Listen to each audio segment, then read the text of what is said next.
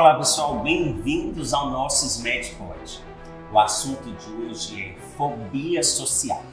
Vamos falar um pouco sobre este tema e também sobre o transtorno da ansiedade social, tá? Mais conhecido como fobia social, e que é caracterizado pelo medo persistente e excessivo de ser criticado e julgado em situações sociais ou de desempenho.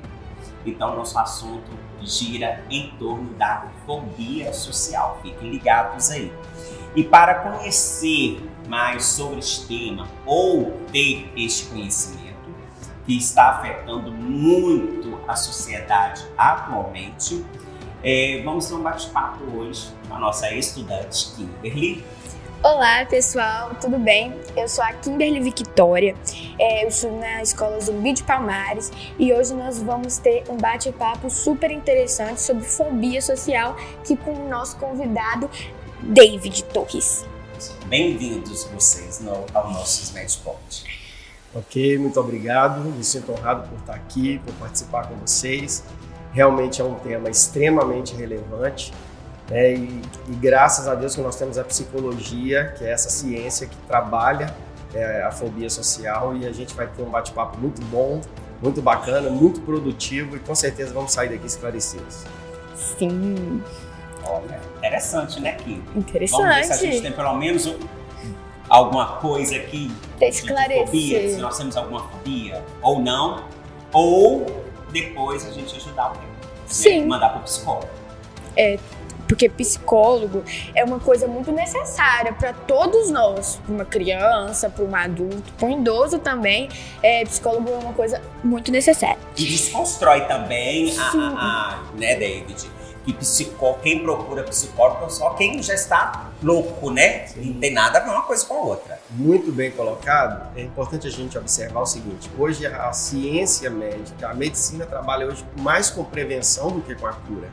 E a psicologia também não fica para trás. Hoje pensa-se na psicologia, nos processos psicoterapêuticos como preventivos e não apenas como curativos, vamos dizer assim, né? Então é exatamente isso, é trabalhar para poder alcançar o objetivo de se cuidar emocionalmente para não incorrer nos possíveis transtornos. Só quero fazer uma colocação. Se nós formos falar de todos os transtornos aqui, todos nós vamos ter todos. A gente sempre se identifica, eu tenho isso, eu tenho aquilo outro, eu sou assim também. Então, o mais importante é nós não focarmos no transtorno, mas nas vivências do indivíduo. Ok? Ok, então vamos pegar isso para nós, né? Então hoje nós vamos, além de saber sobre a fobia social, a gente vai saber um pouco sobre as utilidades de um psicólogo. Você não precisa procurar um psicólogo, como que eu vou dizer, depois de estar no tratamento. A gente pode procurar um psicólogo para prevenir antes de tudo isso. É muito gostoso, Kim, uma sensação de análise.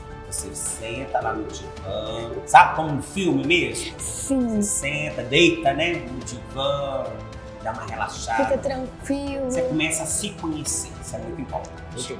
Muito bem. E antes da gente começar a falar sobre fobia social, a gente queria saber um pouco sobre a trajetória do senhor dentro da psicologia. Então, a minha formação na psicologia não é uma formação muito longa, mas eu já sou um estudioso há muitos anos, desde o seminário. A gente já estuda psicologia pastoral e a partir daí eu me encantei com a psicologia, sempre foi um norte para mim. Estudei filosofia também e a abordagem que eu trabalho hoje, que é a abordagem existencialista, é uma abordagem filosófica. Então, quando fala de trajetória da psicologia para mim, então eu começo lá atrás, no seminário, pastoral, e aí a filosofia, para chegar então numa abordagem existencialista fenomenológica, que é a abordagem psicológica que eu trabalho hoje. Então a psicologia, ela sempre, desde cedo, esteve na minha vida, porque como pastor, a gente sempre trabalha as pessoas, Então eu sempre fui apaixonado e a psicologia é uma ferramenta poderosa que veio para agregar diante de tudo aquilo que eu já tenho carregado ao longo dos meus anos, né?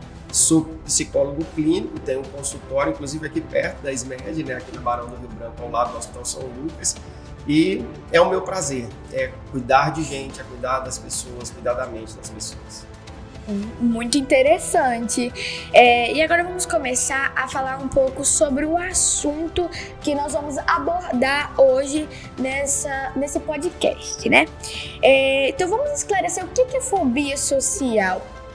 Vamos lá. Então, fobia social como já foi introduzido pelo Jorge, desculpa, Jorge. Esse medo intenso de se relacionar, de estar diante de pessoas, de exposições sociais. Então é uma construção que produz sofrimento, né? Sempre quando a gente pensar em transtorno, em distúrbio, a gente tem que pensar em sofrimento. E esse sofrimento muitas vezes é causado pela exposição social. Então fobia social é um medo extremo de exposição, né? E nessa exposição, medo de ser julgado, medo de ser humilhado, medo de ser criticado, medo de ser taxado como alguma coisa. Então esse medo que gera sofrimento, que isola, esse medo trata-se de fobia social ou de transtorno de ansiedade social, que são as mesmas coisas com nomes diferentes. Sim, então a gente já sabe dentro disso que a fobia é um medo que possui dentro da pessoa. E tem como identificar se uma pessoa tem fobia, a gente saber se ela tem fobia social dentro da convivência que a gente tem com ela? Sim, existem os padrões diagnósticos, né, para você olhar para uma pessoa e dizer, através do tratamento psicoterápico, diagnosticar se ela tem esse transtorno ou não. É muito importante observar que todo diagnóstico ele tem alguns parâmetros que precisam ser observados. Por exemplo, o tempo em que a pessoa está nesse sofrimento, né? Existem códigos que precisam ser analisados, fatores que precisam ser analisados. Não é simplesmente eu entrar no Dr. Google, que é o que a maioria faz, grande parte da população faz, e quais são os sintomas? Então eu tenho. Porque isso depende também de vários fatores ambientais, fatores sociais, biológicos. Então, existe como identificar, mas a pessoa indicada para diagnosticar alguém com transtorno de ansiedade social ou fobia social é o profissional da psicologia, né? Nem mesmo médicos clínicos podem dizer, olha, você tem isso precisa passar por um processo, ou psiquiatra, né? A psiquiatria, ela tem essa outorga para ela. Então, tem como identificar, mas desde uma observação clínica profissional, ok? E aí tem algumas coisas que a gente olha, por exemplo, o padrão comportamental de esquiva.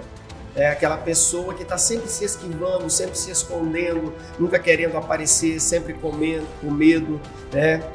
Medo de atuações em público, medo de estar diante de pessoas, medo de se referenciar, medo de assumir lugares, medo de se posicionar, né? De dizer, olha, eu sou assim, eu sou isso, medo excessivo de se comportar diante de autoridades, né? Diante de figuras de autoridade. Então, todas essas características devem ser analisadas, observadas a partir de um diagnóstico clínico.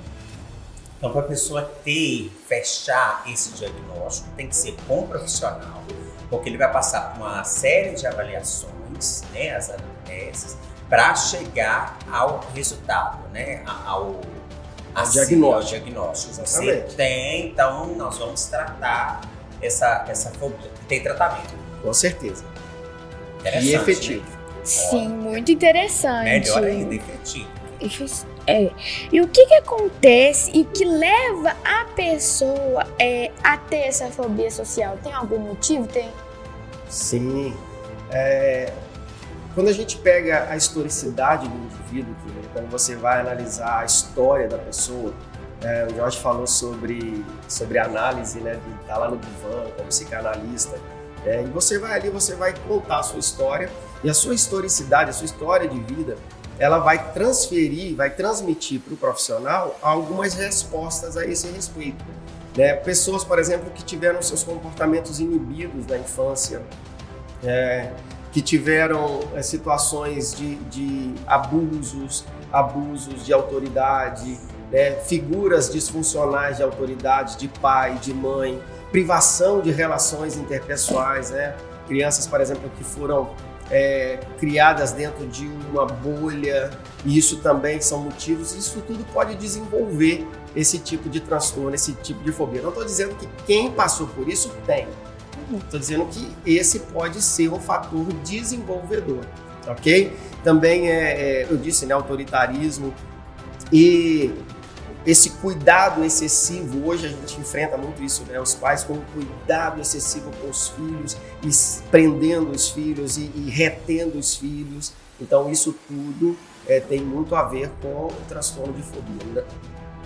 Reitero, não quero dizer que quem passa por isso tem um transtorno, mas esses são fatores desencadeadores, né? E aí tem a questão também do fator filogenético, do fator biológico, né? Da hereditariedade. Então, são fatores que contribuem para o desenvolvimento do transtorno. Sim, então a criação também participa dessas coisas, diretamente. Diretamente. É uma influência, talvez, das mais poderosas para o desenvolvimento não só desses transtornos, mas de muitos outros.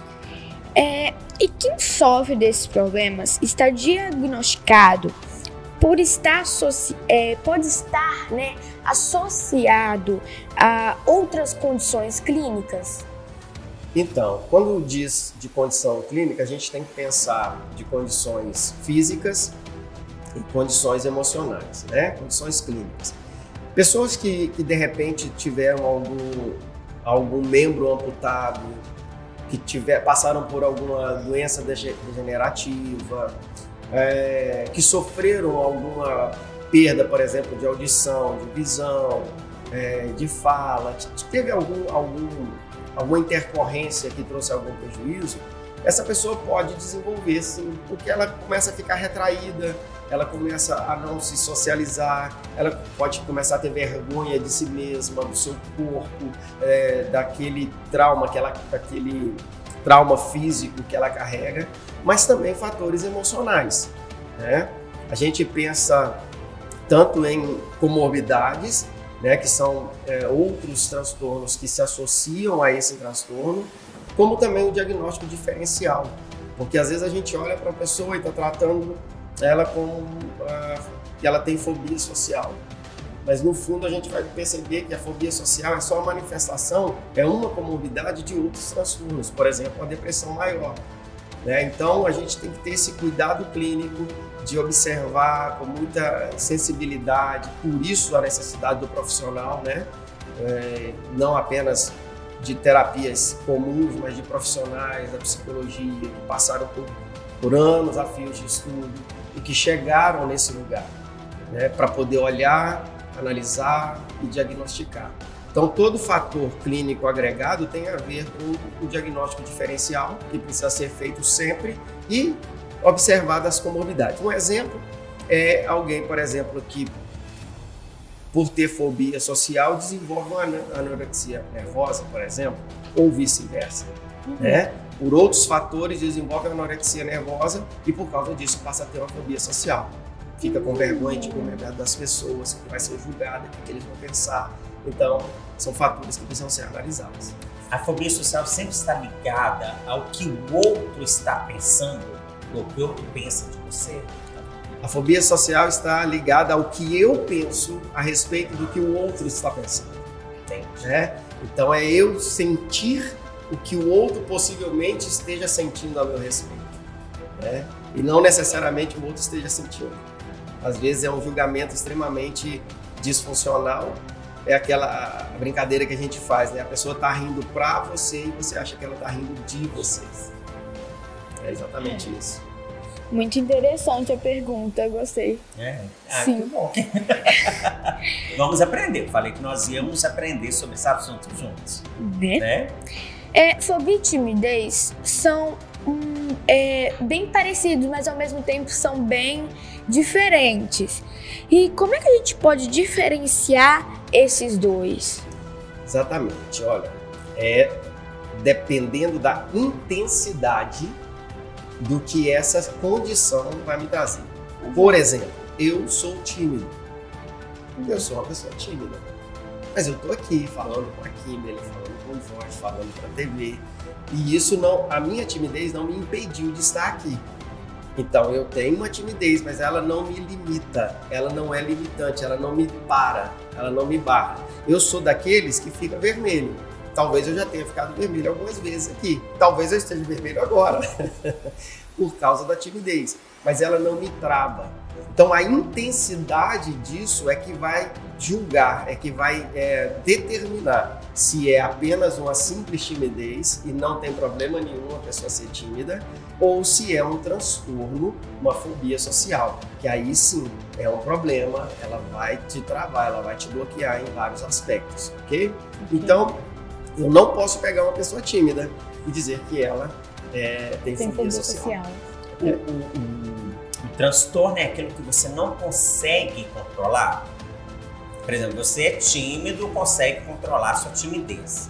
A pessoa com algum transtorno, nesse caso aqui, de uma fobia social, ela não consegue, sem tratamento, claro, controlar esse, poderia dizer, medo, esse transtorno? A sua pergunta já veio com a resposta, né? Que é exatamente isso. É o tratamento, né? É o tratamento. Olha, não pergunta, respondendo. Porque se eu estou tratando, se eu estou me cuidando, eu estou exatamente exercendo a possibilidade de autogerir as minhas emoções, autogerenciar as minhas emoções. Então a autogestão das emoções é um fator primordial para que a gente possa lidar com os transtornos. Primeiro, eu preciso saber que tenho, então é o autoconhecimento. Eu descubro que tenho, eu sei que tenho, eu sou diagnosticado que tenho e não uso isso, Kimberly, como desculpa. Esse é um problema muito sério, eu falo muito sobre isso no consultório. Eu tenho fobia social, por isso que eu sou assim. Tá, mas o que você vai fazer com isso? Se você tem esse transtorno, foi desenvolvido em algum momento, você herdou, algo aconteceu para que você o tivesse, o que você vai fazer com isso? Vamos trabalhar de forma efetiva para que isso não te pare, para que isso não te bloqueie, que você possa avançar na sua vida controlando e contornando todas as situações. Sim, existem muitas pessoas que colocam como desculpa, como uma peça para esconder aquilo ali, como se fosse, vamos dizer que eu tenho, então não vai ter como eu controlar. Muitas pessoas fazem isso e, na verdade, tem o tratamento exatamente para isso, para a gente conseguir controlar essa fobia e manter, porque às vezes você é tímido e aí vai adquirir. Deixa eu ter uma pergunta. Às vezes você é tímido e acaba adquirindo, entre os tempos, a fobia? Muito boa colocação, é exatamente isso. Uma pessoa tímida, se ela não começar a enfrentar a sua timidez, ela não começar a desafiar a si mesma, ela pode desenvolver um transtorno de fobia social. Por quê? Porque eu sou tímido, vamos ali, não vou, não vou. E aí ela começa a se fechar e ela começa a viver só no seu mundinho, se bloquear. E aí, com certeza, existe a possibilidade, porque a timidez é um dos fatores diagnósticos para a fobia social. Foi interessante, falando sobre timidez, surgiu aqui uma dúvida. Por exemplo, aqui nós falamos muito sobre a timidez, né? Ok, colocada aqui pela Kim. E uma pessoa totalmente extrovertida, ela pode ter uma fobia social? Por exemplo, nós no início falamos sobre as pessoas que têm medo de alguma negativa no local de trabalho, na sociedade, medo da crítica e do julgamento. Então a pessoa é muito expansiva, mas ela tem esse medo. O gostoso desse bate-papo é exatamente por isso, porque vão surgindo situações, demandas e nuances que vão nos trazendo luz sobre vários fatores. É muito comum uma pessoa que carregue algum tipo de transtorno, que ela use alguns recursos, alguns mecanismos de defesa.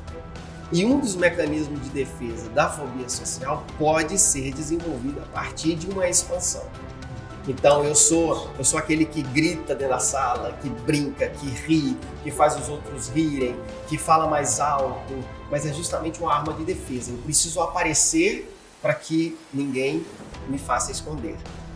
Então eu uso recursos como mecanismos de defesa para poder não ficar e não vivenciar esse lugar de medo. Mas no meu íntimo, lá dentro, existe a fobia, existe o medo, existe o transtorno que está ali sendo desenvolvido dia após dia. Mecanismos de defesa nesses níveis são extremamente disfuncionais, porque eles só escondem a possibilidade de cura, a possibilidade de remissão dos sintomas. Por quê? A pessoa não assume.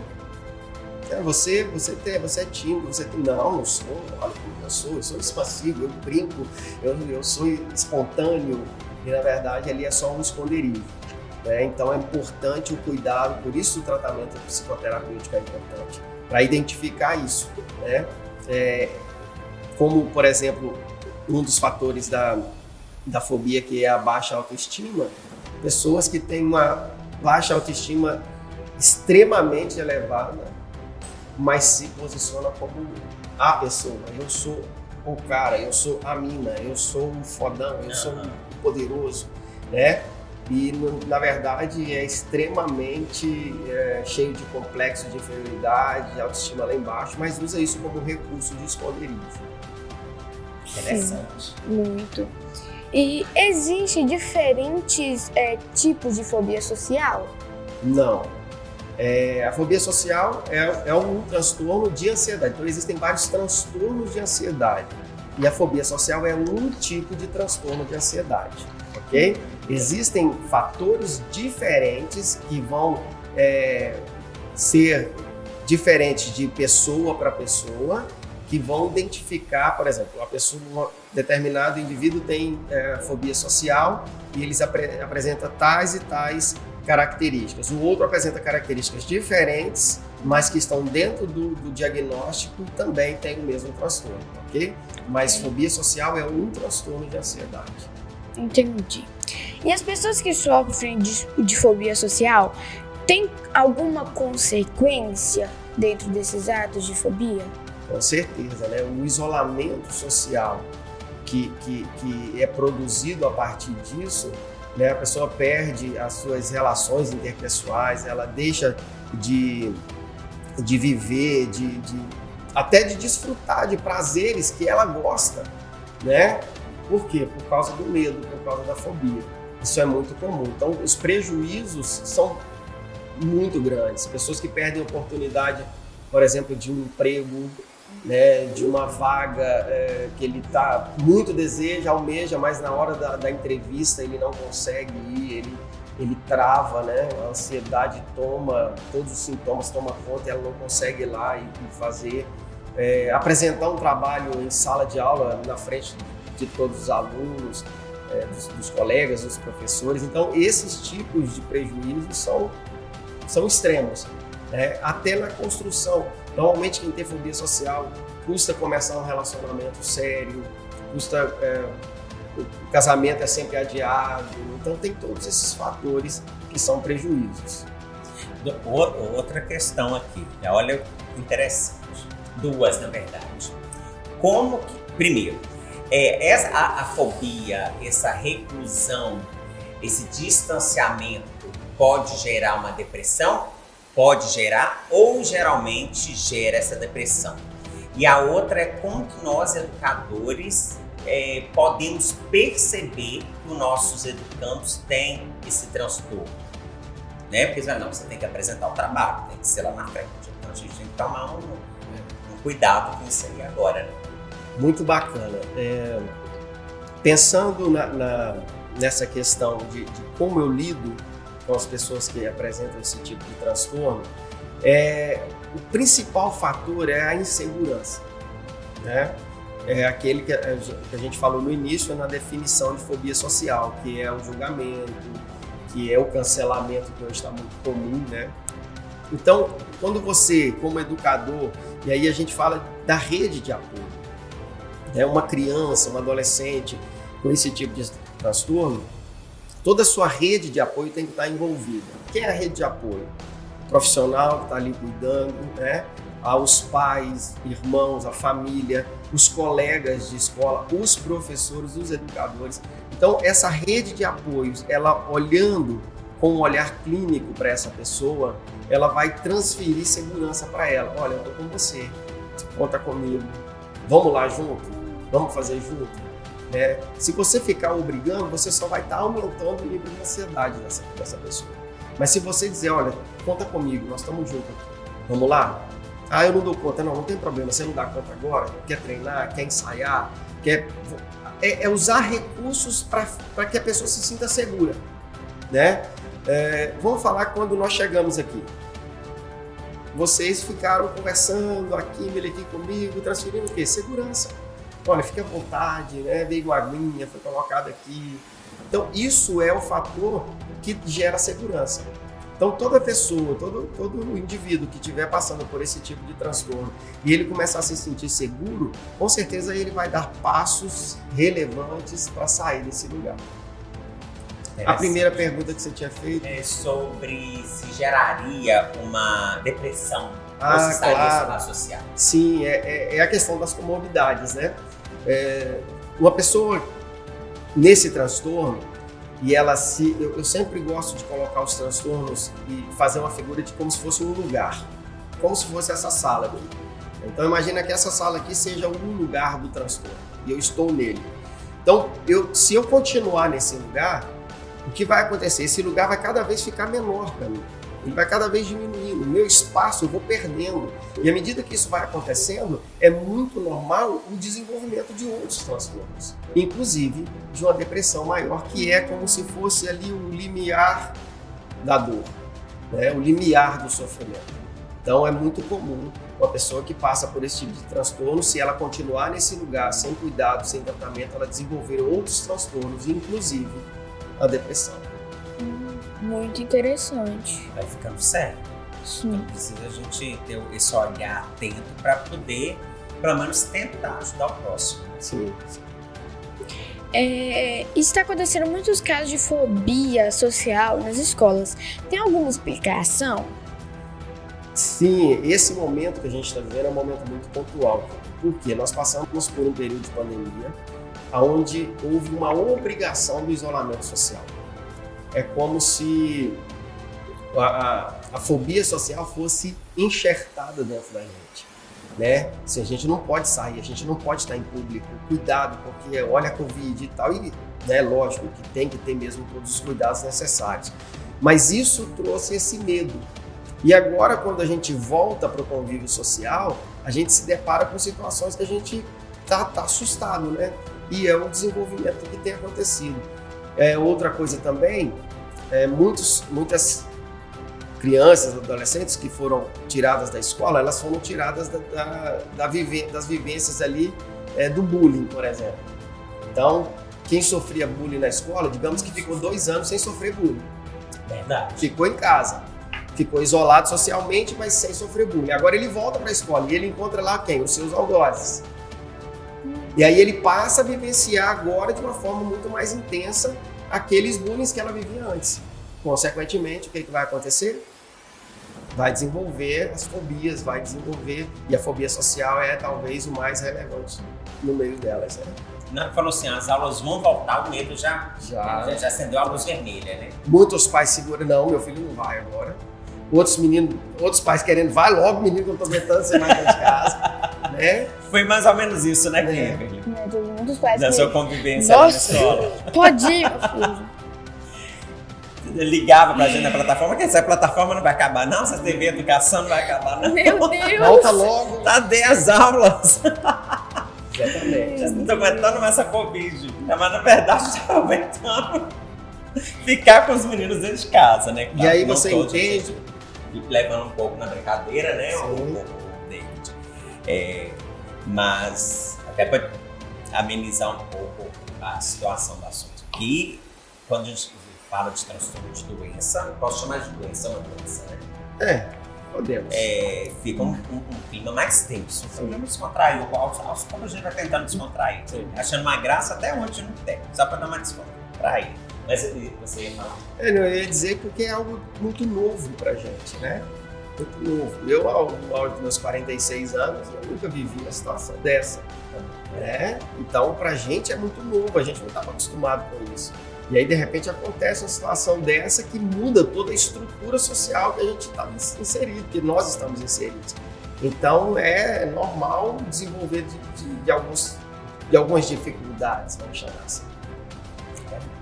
Junto com esse assunto do pai querer levar o filho, empurrar o filho para a escola, teve muitos pais que acabaram adquirindo o medo de levar o filho para a escola. Ao invés de querer estar ajudando o filho a se desenvolver, alguns pais criaram uma bolha dentro dessa pandemia, que alguns pais já tinham essa super proteção, vamos dizer assim, e quando veio a pandemia, ele adquiriu mais ainda. E isso junto com uma pergunta: isso também é uma fobia? Fobia é medo. Aham. E isso Então, é um medo. É um medo. Sim, muito Não vou interessante. mandar meu filho para escola porque Aham. pode ficar doente, contrair alguma doença. Ele já- Você vai trazer para dentro de Né? casa. Ele já Que, vem na verdade, dentro da mente, né? Que assim, ele já vem calculando que vai dar errado, que não pode dar certo, que não pode ajudar o filho dele a desenvolver. Mas sim, ele coloca na mente que aquilo ali pode transtornar mais ainda a situação. Então a gente precisa ter esse equilíbrio, né? é porque a pandemia ela veio e pôs o medo mesmo. Sim. Mesmo, na maioria, né? Então, ó, se você tiver contato com alguém, ultrapassar 1,5 m, não usar Sim. os EPIs, né? Equipamentos de proteções individuais. No entanto, a gente ainda tá com álcool aqui, a máscara, o distanciamento, enfim. Então, gerou uma onda de medo mesmo. Na verdade, uma precaução, mas a gente fica ainda com medo, né? Sim. E lembrando que a gente ainda... Nós saímos da onda roxa, né? Ou da vermelha, nem lembro mais a cor. Roxa, acho que é roxa, vermelha. Mas ainda estamos vivenciando ainda o período de pandemia. Sim, ainda estamos no meio de uma A pandemia. gente tá andando, mas ainda tá com medo. Ainda tem um vírus solto por aí, então a gente tem que ter também essa noção, né? Mas Desculpa te cortar, querida, mas aqui a gente precisa entender que a Covid não vai embora. É verdade. É um vírus que Chegou está e aí, ficou e nós vamos ter que aprender a lidar. Que bom que o ser humano é um ser em desenvolvimento. Né? Então a gente vai aprender a lidar com esse vírus e a gente vai aprender a se cuidar o tempo todo e pronto. É isso que importa. Uhum. Né? sim, Não adianta a gente querer pensar que acabou. não acabou. Como disse o Jorge, está aí, a gente tem que aprender a viver, conviver e se cuidar. É como uma doença qualquer, como uma gripe. A gripe não foi embora. Você pode, é como se eu pegasse uma gripe forte, né? E depois dela ir embora, né? Depois de eu ter me tratado, eu achar que ela não vai vir mais porque eu me tratei. Ela pode voltar de novo. E ela pode voltar mais forte ainda. Que a gente tem que ter essa noção, né? Mas voltando para o assunto, uma pesquisa realizada em 10 de dezembro de 2018, com dados da Organização Mundial da Saúde, a OMS, dizia que o Brasil estava no topo da lista de países com maior percentual de pessoas com transtorno de ansiedade, e sabemos que tem aumentado drasticamente. E nos últimos anos, tem alguma explicação para esse acontecimento de forma geral? Então, nós brasileiros nós somos um povo muito abençoado. Né? E por que o Brasil está no topo dos distúrbios, dos transtornos de ansiedade? Por causa da instabilidade que a gente vive nela. né? O Brasil é um país que, quando a gente acha que a coisa está melhorando, que agora vai dar certo, aí veio a pandemia, aí vem essas questões políticas, então a gente vive um estresse o tempo todo. Nós somos um povo extremamente ansioso, né? Então, ansiedade, eu sempre falo isso no consultório, sabe? Ansiedade todo mundo tem. O que é ansiedade? É um medo excessivo do futuro. É quando eu penso no futuro e fico pré-julgando coisas que vão acontecer que talvez nem vão acontecer. Mas eu fico ali cheio de paranoias, vamos dizer assim, né? E, nossa, isso vai acontecer. Então, ansiedade tem a ver com isso. Só que o que eu tenho que fazer? Eu tenho que aprender a lidar com ela, né? E eu gosto de usar uma figura assim, não tem problema você ir lá no futuro, né? A Kimberly está aí, está estudando, já fica pensando na faculdade que ela vai fazer, né? Qual graduação. E aí, se você for para aquele lugar e ficar lá, certamente você vai sofrer de ansiedade. Você vai ter sintomas terríveis. Ah, meu Deus, o que eu vou fazer? Como é que vai ser? Agora, quando eu vou lá no futuro, dou uma olhada, é isso que eu quero fazer.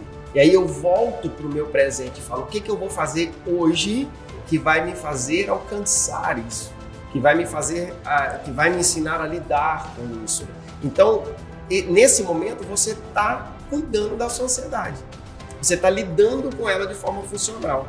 Então, é você ver o futuro, entender que vão acontecer coisas, né? Nós estamos aí, por exemplo, no ano de eleição presidencial. E aí tem toda essa crise que a gente está vivendo. O que vai acontecer? A gente sabe que alguma coisa vai acontecer. E eu tenho que estar preparado para o que vai acontecer. Então, o que eu vou fazer hoje que vai me precaver para situações futuras? Então, dessa forma, eu lido com a ansiedade de forma mais funcional. O Brasil é assim? Nós brasileiros somos assim? Sim, somos, né? Mas a gente tem outros fatores benéficos. Por exemplo, a nossa forma relacional é muito mais produtiva do que a dos países de primeiro mundo. A gente tem muito mais tempo para sentar na porta da nossa casa, fazer um churrasquinho, né, sair com os amigos, do que quem mora em países de primeiro mundo, que não tem esse tipo de convivência. É verdade. Isso aí é o gostoso de ser brasileiro. Né? Então não é de todo ruim, tá vendo? A liberdade o do calor brasileiro. humano, Sim. né? A solidariedade. Pô. Solidariedade fenomenal. Você estava falando aí, veio aqui na minha cabeça. Então, nós sempre temos, então, para sofrer menos, sempre andar com um plano B? Para todas as questões Sim. da vida. Porque, por exemplo, assim, nós estamos no ano eleitoral. Então, vou pensar aqui, se o meu candidato A não ganhar, então vou pensar já no plano B de como eu tenho que me portar, de como eu tenho que gerenciar minha vida ou as minhas coisas, enfim, até o meu modo de pensar para não sofrer. Sim. Eu tentar não sofrer. Eu acredito que quando você... Maturidade, vamos falar de maturidade. Maturidade tem a ver em como eu me comporto diante das situações, né? E à medida que situações vão se repetindo, eu preciso fazer com que essas situações não me firam mais, não me afetem mais como me afetava antes.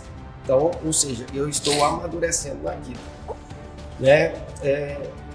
Falando aí de tempo político, nós estamos vivendo um tempo hoje, eu estava até conversando com alguns amigos, que eu lembro de viver na minha infância, né? Há 40 anos atrás. De você ir no supermercado, algo custar um valor, e você voltar e for buscar outro, já está num valor diferente, né? Então, durante 40 anos eu não vivi isso. Mas isso não pode tirar meu equilíbrio, né? Não pode tirar a minha força de viver, a minha... e agora? Quem poderá nos socorrer? Não... Olha que tem um meme aí. Tem, eu nem tô sabendo. Tem um meme aí, não tem produção. Eu não vi esse meme, então eu posso falar com Depois eu mostro pro senhor e pra Kimberly. Mas é bem isso, é você não vou dizer de plano B, mas você saber que a gente vive num mundo extremamente instável. Então você tem que estar preparado. Quando a gente, por exemplo, fala de finanças, você vai Nós brasileiros não somos treinados a lidar com dinheiro, né? Essa é uma realidade. Que dia que a Kimberly teve uma aula lá na escola, Kimberly, de educação financeira? Eu tenho. Você tem? É isso que eu tava esperando olha, ela responder sério? isso. Sério, eu tenho. É mesmo? No meu boletim eu tenho. Gente, eu quero... Olha só, eu tô falando porque eu não tive, minhas filhas não tiveram, e aí você vem e diz que tem, e isso é de parabenizar os gestores da educação. Porque o meu problema é que eu não tive educação financeira. Eu tive que aprender a lidar com dinheiro depois de velho, né? Então, quando a gente trata isso, quando a gente cuida disso e a gente aprende a lidar com isso, tudo muda. O problema, eu estou aqui no ambiente de educação, mas para mim, me lembro de um candidato que foi político no Rio de Janeiro e foi candidato a presidente da República, que ele falava: a solução do Brasil é a educação. E eu não tenho dúvida disso. A solução de qualquer povo é a educação. Então, quando eu sou educado, eu estou preparado para as intempéries da vida. Eu estou preparado para as nuances que vão acontecer e que vão, de repente, me assustar, mas eu vou falar: não, deixa comigo, eu vou levar essa parada e não vai dar certo. Ok? Voltando, né? Uau! Isso é muito bom, né? Aí, ó, nós sentamos aqui para aprender sobre fobia social. E nós fizemos uma surpresa, no caso você, de levar esse conhecimento para o psicólogo. Ótimo, e eu estou David, extremamente feliz com essa notícia. Viu? Que bom, quero parabenizar aqui a todos os gestores da educação. Porque envolvido, a gente acha às vezes que matemática é a mesma coisa de educação financeira. E quando você estuda sobre o assunto, é bem diferente até. Tem algumas matérias bem legais dentro da matéria. E eu acho interessante, no meu ponto de vista, é envolvido com a matemática, mas não é a mesma coisa. Se eu também tivesse tido esse conteúdo, essa matéria na minha época, eu gostava de matemática. Hoje, aí também não sei lidar com dinheiro. Você poupa dinheiro, né? Já aprendeu a poupar? Tô aprendendo. Então tá bom. Então tá indo. Já é um bom caminho. Sim. O estudante que sofre de fobia social, como é o seu dia a dia? É um dia a dia extremamente disfuncional, porque é uma pessoa que ela vai estar constantemente com medo, constantemente acuada, constantemente esperando algo ruim acontecer, alguém me envergonhar, alguém me julgar. Então, eu fico assim, apesar de lidar com isso no meu dia a dia profissional, mas é extremamente sofrido.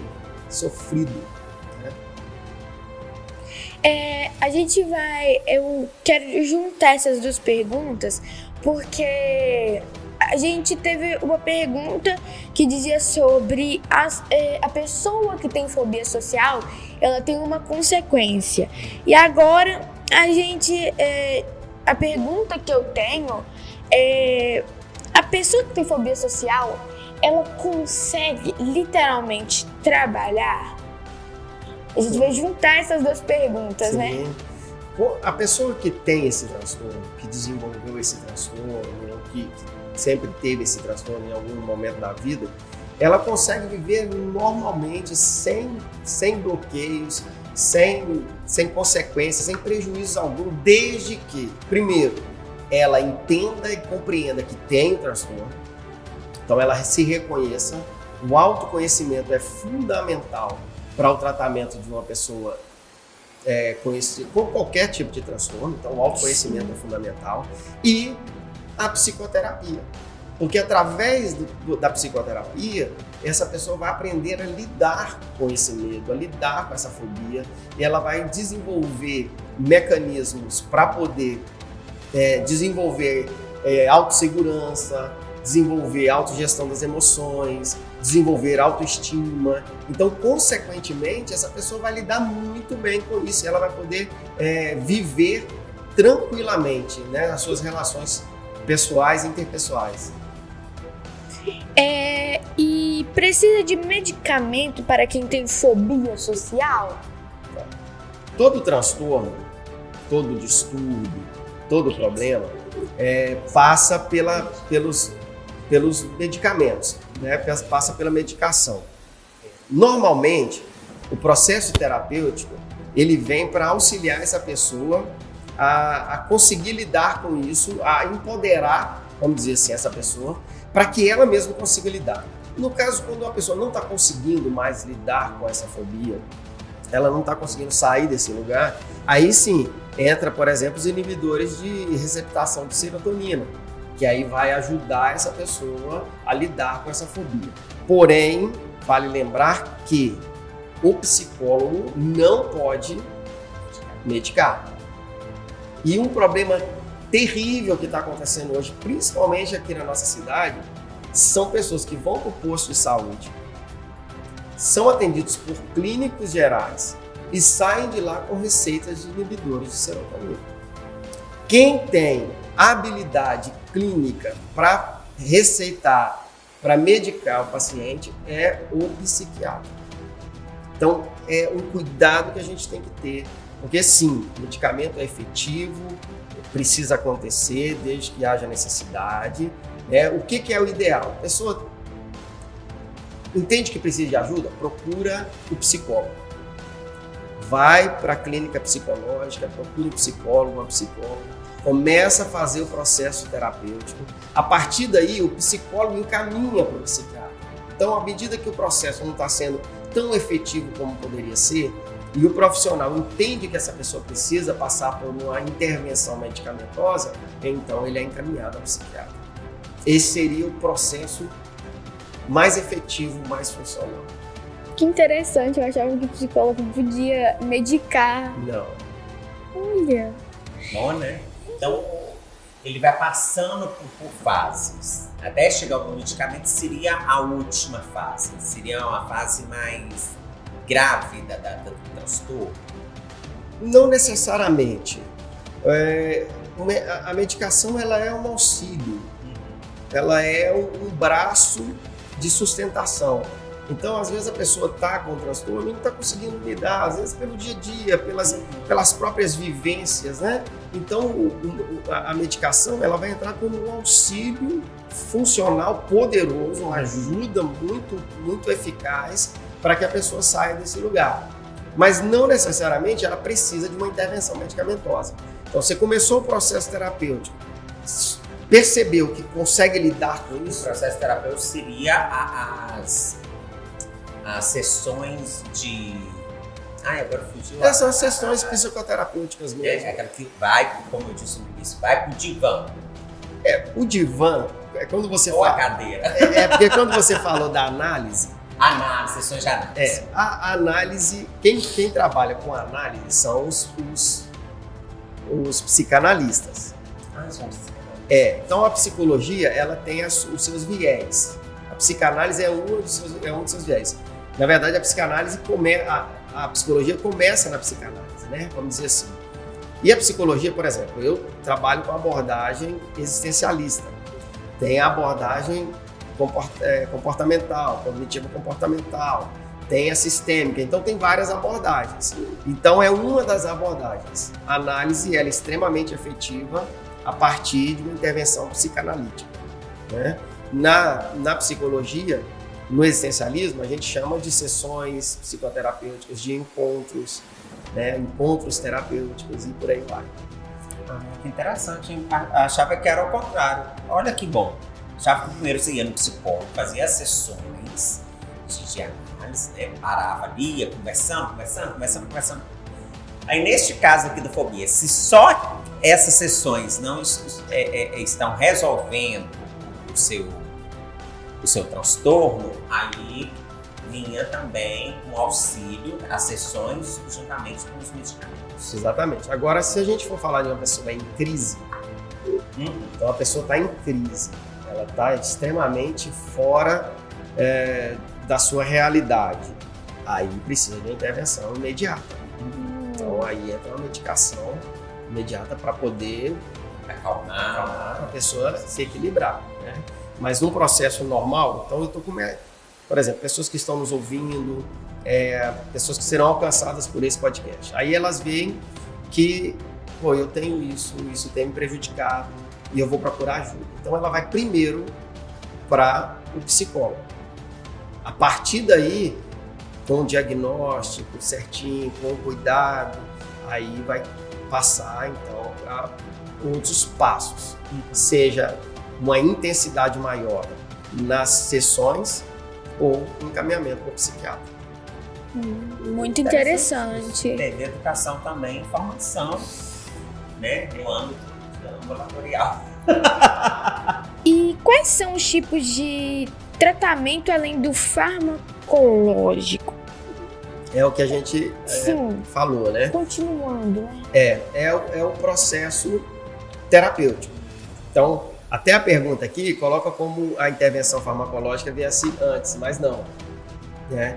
Então, o processo, todo tipo de transtorno, todo cuidado, precisa haver um cuidado profissional do terapeuta, do psicoterapeuta ali, do psicólogo ou do psicanalista, mas também o apoio da rede de apoio da pessoa. Então, foi o que eu disse lá atrás, família, na escola os professores, os educadores, né, os colegas.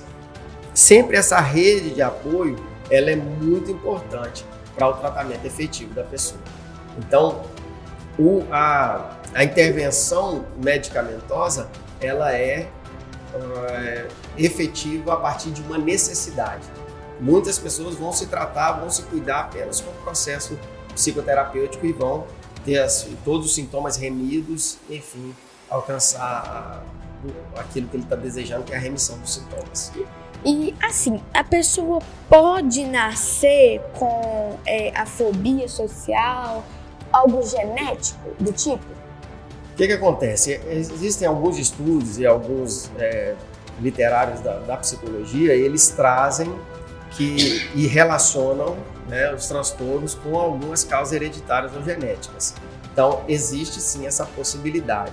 Mas a prova mais assertiva que nós temos é que o ambiente em que essa pessoa está inserida é que vai influenciar diretamente na construção, no desenvolvimento de fobias e transtornos, enfim. Então, é uma realidade, pode sim acontecer, mas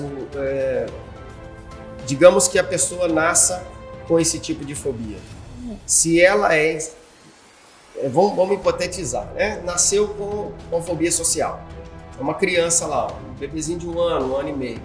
E ela é inserida num ambiente extremamente seguro, extremamente funcional, um ambiente totalmente voltado para um ambiente funcional, né? Equilibrado. Com certeza essa criança vai lidar com esse transtorno de uma forma muito tranquila e isso não vai trazer prejuízos nenhum para ela. Né?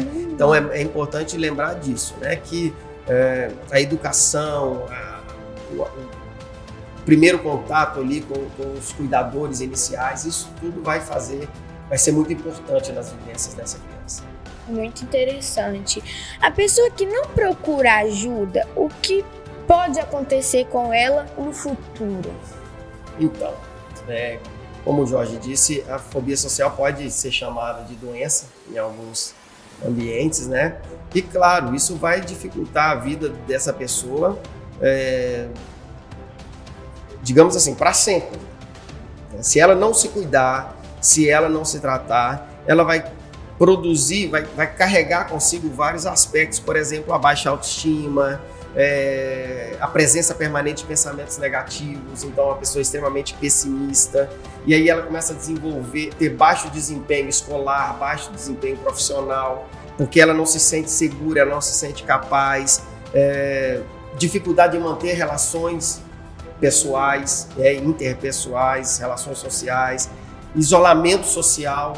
Então, assim, os prejuízos de uma pessoa que tem esse transtorno e que não se cuida, a base é isso aí, né? Infelizmente. E temos muitas pessoas nessas condições. Muito bom, muito interessante. Bom, estamos chegando ao final deste quadro. Kimberly, o que você achou desse tema? para a sua vida? O que você achou de importante para você? Assim, eu achei que o assunto foi muito bom. Por quê? Esse assunto, ele vai interagir durante a nossa vida inteira. Porque a gente pode adquirir isso desde novo ou até adulto. E isso é muito importante.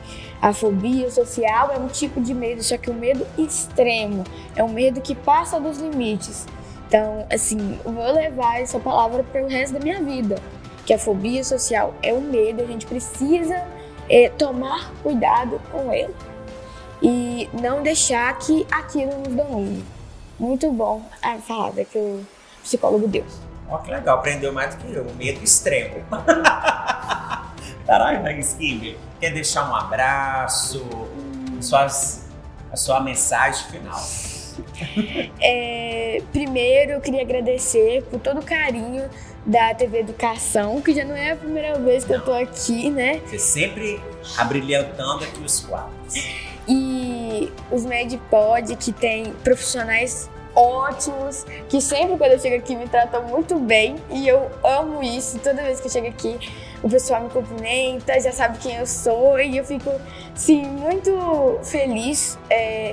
Queria agradecer os profissionais da minha escola, diretor, professor, pedagogo, muito obrigado por estar me dando como exemplo da escola, porque estar aqui é como estar um exemplo da escola, e agradecer mais uma vez por estar aqui.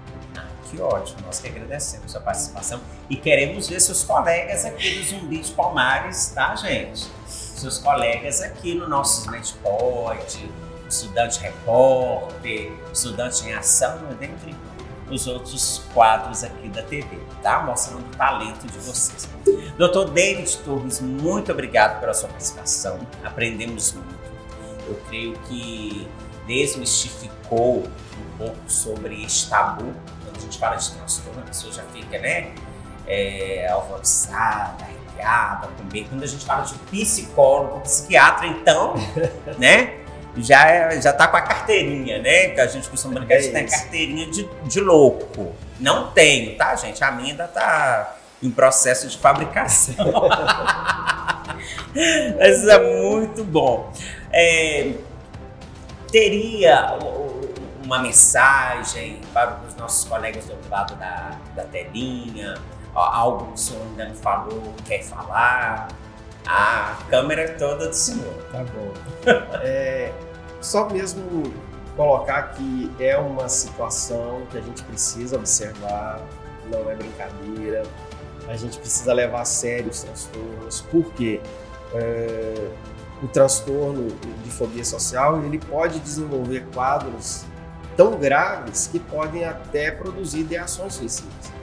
A gente não tocou nesse assunto, mas é uma realidade. Porque uma pessoa que não consegue se relacionar, que não consegue conviver com outros, ele vai se isolando e isso pode produzir situações adversas. Então, se você conhece alguém, se você presencia isso no seu dia a dia, você que é educador, que vê alunos ali, seus alunos passando por problemas parecidos, encaminhe para um profissional. Nós temos muitos profissionais que atendem de forma social. A gente tem projetos lindos aqui em Valadares, então é muito importante cuidar bem dessa pessoa. Não fingir que não está acontecendo nada e deixar passar. Então, se eu tenho um recado, é esse. Vamos cuidar, principalmente das nossas crianças. Interessante, ótima mensagem. Vamos cuidar das nossas crianças. É o presente fazendo o futuro. Isso mesmo, muito obrigado. Muito obrigado pela sua participação. Eu que agradeço, para mim é um prazer enorme estar aqui. Fiquei encantado com a estrutura de vocês, não conhecia. Fiquei encantado com a Kimberly, parabéns, uma criança tão desenvolta. Já te vejo num futuro brilhante, né? Que Deus possa te abençoar. Então, para mim é um prazer poder estar aqui. Você falou dos profissionais que cercam, né? E realmente eu pude ver isso aqui. Parabéns, parabéns à educação de Valadares. Eu estou realmente assim encantado com o que eu estou vendo aqui. Bom, com essa mensagem ficamos lisonjeados com a presença dos dois aqui na educação. nosso quadro SMAD Pod. Eu costumo brincar, doutor, e aqui, que é o nosso pod também é o pod de poder, por causa das ações da Secretaria Municipal de Educação de Governador Valadares, principalmente quando se envolve a tecnologia, né? Esse uso que nós estamos fazendo e que chega também nas nossas escolas. Leitores sociais, mesa educacional alfabeto e matemática. Olha a matemática de novo aparecendo aqui, Kinder. Entre tantas outras inovações tecnológicas que são ofertadas para os nossos estudantes. Não? O nosso pod aí mesmo é o pod de poder. Bom, galerinha, estamos terminando mais um SMAD Pod. Fiquem ligadinhos aí no nosso canal 13.2, também nas nossas redes sociais, SMAD TV. Se inscreva no nosso canal no YouTube, hein? Tô aguardando vocês lá. Deixem um like. Vamos lá, ó, dedinho pra cima, vamos curtir. Compartilhe aí com seus colegas os nossos conteúdos e até o próximo SMAD Pod. Achei que você ia participar, colega. Que isso? Não, continuou. SMAD Pod! Até mais, gente. Muito obrigado. Gente, arrasou.